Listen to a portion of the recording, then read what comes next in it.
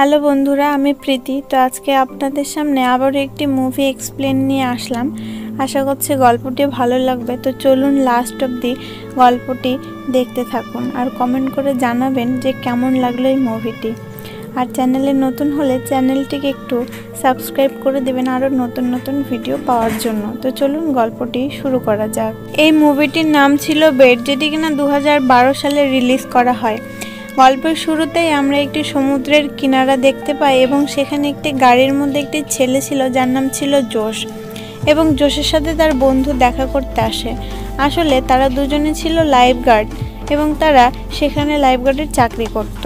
তারপরে তার বন্ধু চলে যায় এবং জোশ সেখান থেকে বেরিয়ে তার গার্লফ্রেন্ডের সঙ্গে দেখা করতে যায়। তারপরে একটি লোক সুইমিং করার জন্য সমুদ্রে যায়, কিন্তু তখন একটি শার্ক এসে তাকে খেয়ে ফেলে এবং সেই ঘটনাটিকে আরেকটি গার্ড দেখতে পেয়ে ওখানে অ্যালার্ম বাজিয়ে দেয় অ্যালার্টের। সেটা দেখে জোশ দৌড়ে যায় তার বন্ধুকে বাঁচানোর জন্য। আসলে তার বন্ধু সেই শার্কের অনেকটাই কাছাকাছি চলে গেছিল এবং তার বন্ধু সেটা বুঝতে পারেনি। জোশ তার বন্ধুর কাছে পৌঁছতে না পৌঁছতেই সেই শার্কটি তার বন্ধুকে খেয়ে ফেলে।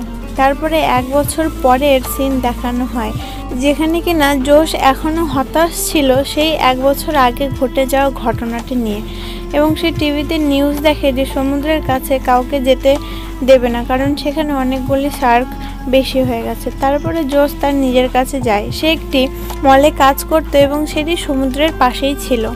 তারপরে এখানে জেমি নামের একটি মেয়েকে দেখতে পাওয়া যায় যে কিনা সেই মলের ভেতরে চুরি করছিল এবং সেটি সেই মলের গার্ডটি দেখতে পারে যায়। তারপরে জেমি দৌড়ে তার বন্ধুর কাছে যায় এবং সেখানে ম্যানেজার এবং সেই গার্ডটি চলে আসে এবং তাকে বলে তুমি চুরি করেছো। আর কিছুক্ষণের মধ্যেই সেখানে পুলিশ আসবে। তারপরে জোশের সাথে তার একটি ফ্রেন্ডের দেখা হয় এবং সেখানে বলতে না বলতে পুলিশ চলে আসে। তারপরে নিচে পার্কিংয়ে একটি কাপেলকে আমরা দেখতে পাই, যেটার মধ্যে একটি কুকুর ছিল, যে কুকুরটি সেই মেয়েটির খুবই প্রিয় ছিল এবং সে তাকে মলের ভিতরে নিয়ে এসেছে। তারপরে আরেকটি গাড়িতে দেখতে পাই 2টি চোরকে, যারা কিনা প্ল্যান করে এসেছে এই শপিং মলটাকে তারা লুট করবে। পুলিশটি জেমিকে নিয়ে পার্কিংয়ে আসে এবং তাকে গাড়িতে বসায়। তারপরে আমরা জানতে পারি জেমির বাবাই ছিল সেই পুলিশটি, এবং সেটা বলতে বলতে সেই জ্যামির বাবা একটি লোকের দিকে নজর পড়ে এবং সে দেখে তার কাছে একটি বন্দুক রয়েছে। তাই সে কিছু না ভেবে একটি বন্দুক নেয় এবং তার পিছু পিছু চলে যায়। তারপরে সেই চোরটি সোজা ম্যানেজারের রুমে যায় এবং তাকে বন্দুক দেখিয়ে বলে লকারটা খুলতে, কিন্তু লকারটা খুললে দেখা যায় সেখানে কোনো টাকাই ছিল না। তারপরে সেই চোরটি ম্যানেজারের মাথায় বন্দুক ধরে কোথায় জানি একটা নিয়ে যাচ্ছিল, আর ঠিক তখনই জ্যামির বাবা তাকে ধরে ফেলে। তারপরে আমরা দেখতে পাই সেই চোরের আরেকটি সাথী জোশের বান্ধবীকে ধরে ফেলে, আর এটা দেখে জোশ খুব ভয় পেয়ে যায়। তারপরে আমরা দেখতে পাই সেই জ্যামির ফ্রেন্ডটি নিচে তার কাছে যায় এবং তাকে গাড়ি থেকে বের করে এবং বলে তোমার জন্য আমার চাকরিটা চলে গেছে। তাই জ্যামি ঠিক করে সে ওপরে যাবে এবং ম্যানেজারকে বলবে যে তার চুরিতে তার কোনো দোষ ছিল না। তাই সে ওপরে যাওয়ার জন্য রেডি হয় এবং জ্যামির বন্ধু তার ভ্যানের মধ্যে চুপচাপ বসে থাকে। আর এখানে দেখতে পাওয়া যায় জোশের সেই বান্ধবীকে সেই চোরটি একদম গান পয়েন্টে রেখেছিল।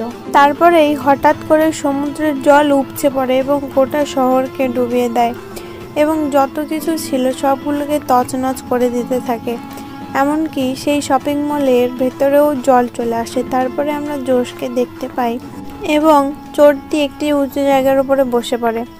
তারপরে জোশের ফ্রেন্ড এবং সেই পুলিশটাকে আমরা দেখতে পাই এবং পুলিশের পাটা জখম ছিল, তাই সেখানে কিছু লাগানোর জন্য জোশের ফ্রেন্ড যায় এবং জেমির বাবা তাকে জিজ্ঞেস করে যে তুমি গাড়ি থেকে বাইরে কখন আসলে, এবং জিমি তাকে বলে আমাকে আমার ফ্রেন্ড গাড়ি থেকে বের করে নিয়ে এসেছে। ফট করে জিমির মনে পড়ে যায় যে তার বন্ধু সেই সমুদ্রের জলে ভেসে গেছে।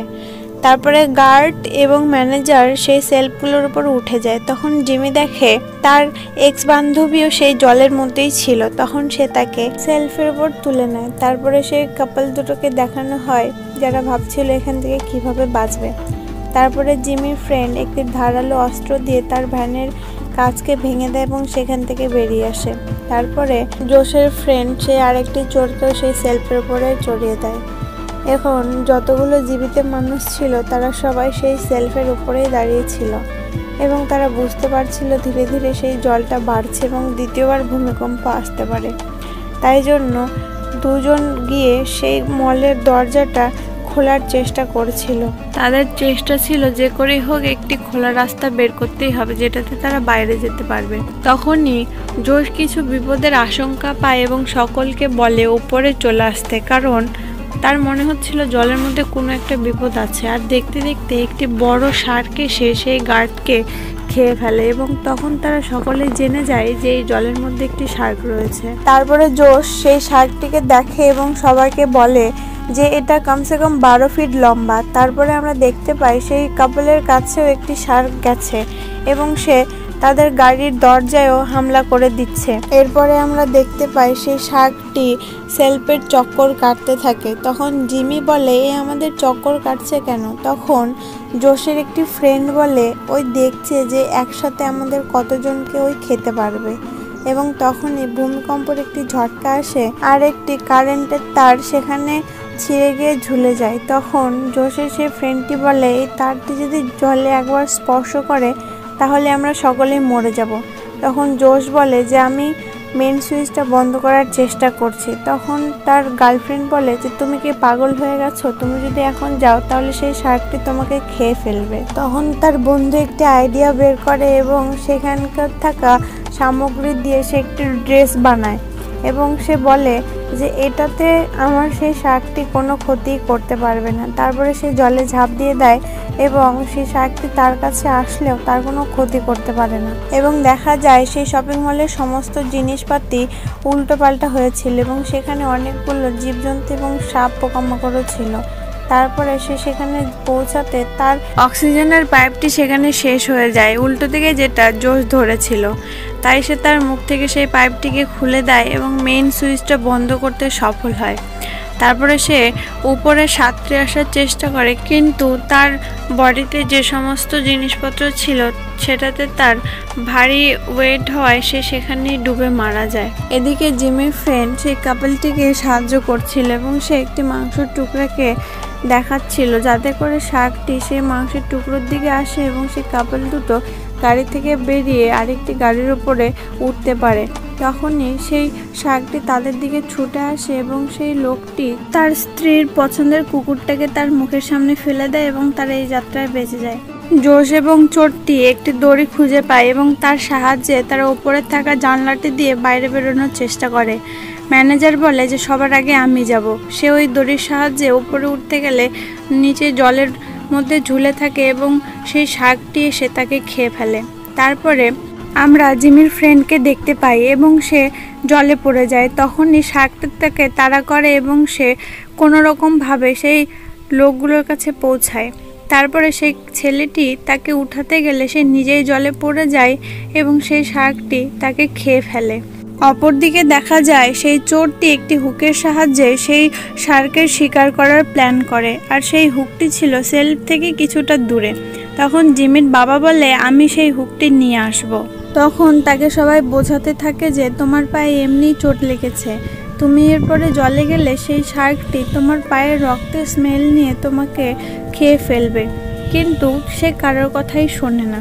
সে যখন জলের মধ্যে ঝাঁপ দেবে তার আগে তার মেয়ে জিমি জলের মধ্যে ঝাঁপ দিয়ে দেয় এবং সেই হুকটি নিতে যায়, আর শার্কটিও তার পিছনে পিছনে যায়। তখনই জিমির হাতে একটি হাতুড়ি আসে এবং সে হাতুড়িটা দিয়ে কোনোভাবে সেই শার্কটির থেকে বেঁচে সেই হুকটি নিয়ে চলে আসে সেলফের উপরে। তারপরে চোরটি একটি মাংসের টুকরোর মধ্যে সেই হুকটাকে আটকায় এবং জলে ফেলে দেয়, কিন্তু সেই শার্কটি সেই মাংসের টুকরোকে খায় না। ওখানে থাকা একটি মেয়ে বলে যে শার্কটি সেই মাংসের টুকরোকে কেন খাচ্ছে না। তখন চোরটি বলে সে তাজা মাংস খাবে। তারপরে সে তার কাছ থেকে একটি বন্দুক বার করে এবং সেই মেয়েটিকে জলের মধ্যে ফেলে দেয়। তারপরে চোরের আরেকটি সাথী তার কাছে এসে তাকেই সেই হুকের মধ্যে আটকিয়ে দেয় এবং জলে ফেলে দেয়।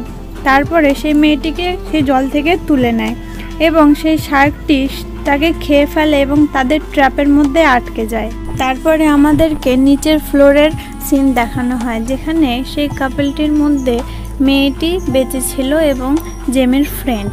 তারপরে তার প্রিয় কুকুরটি তার কাছে চলে আসে এবং জেমির ফ্রেন্ড একটি রডের সাহায্যে উপরে শব্দ করতে থাকে এটা শুনে জিমি মনে করে যে তার ফ্রেন্ড হয়তো বেঁচে আছে, তাই সে নিচের ফ্লোরে যাওয়ার জন্য জলের মধ্যে ঝাঁপ দিয়ে দেয়। তার সাথে সাথে জোশ সেও জলের মধ্যে ঝাঁপ দেয় এবং তারা সেই দরজাটি বন্ধ করে দেয় যাতে ওপরের জল নিচে না চলে আসে। তারপরে তারা দুজনে সেখানে যায় এবং জিমির ফ্রেন্ড তাদেরকে সেই শার্কের ব্যাপারে বলে, যেটা তাদের কাছেই ছিল। তারা তাড়াতাড়ি করে একটি গাড়ির উপরে উঠে যায় এবং জিমি বলে যে এটা আমার বাবার গাড়ি, এই গাড়ির ভেতরে গানস আছে। তখন জোশ কোনোরকমভাবে সেই গাড়ি থেকে বন্দুকগুলিকে বের করে নিয়ে ওপরে চলে আসে এবং সে যখন ফায়ার করে তখন সে জলের মধ্যে পড়ে যায় আর শার্কটি তার কাছে আসে। সে নিজেকে কোনোরকমভাবে সামলায় এবং সেই শার্কটির উপরে ফায়ার করে দেয়। তারপরে সে শার্কটি মরে যায়। তারপরে তারা সবাই এক জায়গায় হয়ে কোনো রকমে ওপরের ফ্লোরে আসে। অন্যদিকে চোরটি এবং জোশের ফ্রেন্ড তারা সেই দরজার কাছে যায় যেখানে একটি গাড়ি আটকে ছিল। তারপরে তারা হাই ভোল্টেজ দিয়ে সেই গাড়িটিকে সেখান থেকে সরানোর প্ল্যান করে, কিন্তু তখনই আবার ভূমিকম্পের সৃষ্টি হয় এবং সেই মলের ভেতরে জল বাড়তে থাকছিল এবং সেই শার্কের মুখ থেকেও সেই হুকটি খুলে যায় এবং সেটা জোশ জানতে পারে এবং সেই চোরটিকে বলে তাড়াতাড়ি উপরে চলে আসতে। তারপরে জোশ একটি ইলেকট্রিক ওয়্যার দিয়ে তার উপরে হামলা করে এবং সে শার্কটিকে মেরে ফেলে। আর এদিকে সেই চোরটি হাই ভোল্টেজ কারেন্ট দিয়ে সেই দরজাটিকে ওপেন করে ফেলে। তারপরে তারা সবাই সেখান থেকে বেরিয়ে আসতে দেখে সামুদ্রিক তুফান এবং ভূমিকম্পের কারণে গোটা শহরে ভাঙা বিল্ডিং এবং ধোঁয়া ছাড়া কিছুই দেখা যাচ্ছিল না। আর তখন তাদের বাঁচানোর জন্য রেস্কিউ হেলিকপ্টার আসে। আর এই গল্পটি এখানেই শেষ হয়ে যাচ্ছে। আজকের জন্য এখানেই শেষ। দেখা হচ্ছে আবার একটি নতুন ভিডিওর সাথে। ততদিন সবাই ভালো থাকবেন, সুস্থ থাকবেন।